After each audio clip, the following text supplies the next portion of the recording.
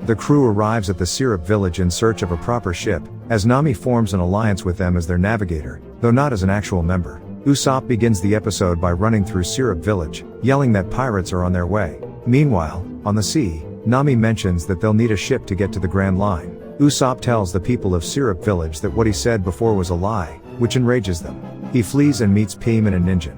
Tomonagi runs up to them at that moment, yelling that real pirates have arrived. Usopp wishes to flee and have a snack, but at the urging of the Usopp pirates, he returns to face them. When Luffy, Zoro, and Nami arrive on land, Usopp greets them, introducing himself and claiming to have 80 million men to crush them. Although Luffy gets amazed, Nami sees right through his lie and Usopp freaks out. He then inserts a pinball into his slingshot and attempts to fire it at Luffy, claiming that his slingshot is superior to a pistol.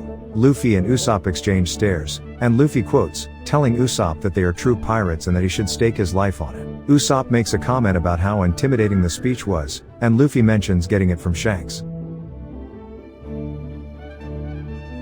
Usopp recognizes Shanks, and Luffy mentions Usopp's father, Yasopp, and how good a sniper he is. Usopp takes them to a restaurant, where Luffy continues to talk about Yasopp, how he tells Usopp stories, and how affluent he is. Nami then inquires about the possibility of obtaining a ship in the village, but Usopp declines. Zoro points out the large mansion on top of the hill, but Usopp bolts. Kaya and her butler, Kura Hadole, discuss Usopp at the mansion, and Kura Hadole forbids her from seeing him.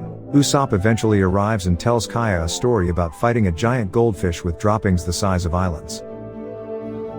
Back at the restaurant, the Usopp pirates arrive to fight Luffy and his friends, but they are fooled into believing Luffy ate Usopp. After that, they bring Luffy, Zoro, and Nami to Kaya's mansion and tell them how Usopp has been telling Kaya lies to cheer her up since her parents died and she became ill. Luffy decides to ask her for a ship, and because the gate is guarded by bodyguards, he uses Gamu Gamu no Sari to intrude, and launch himself and others over the fence. They collide with the ground near Usopp, and as they rise, Kura Hadole appears and calls them intruders.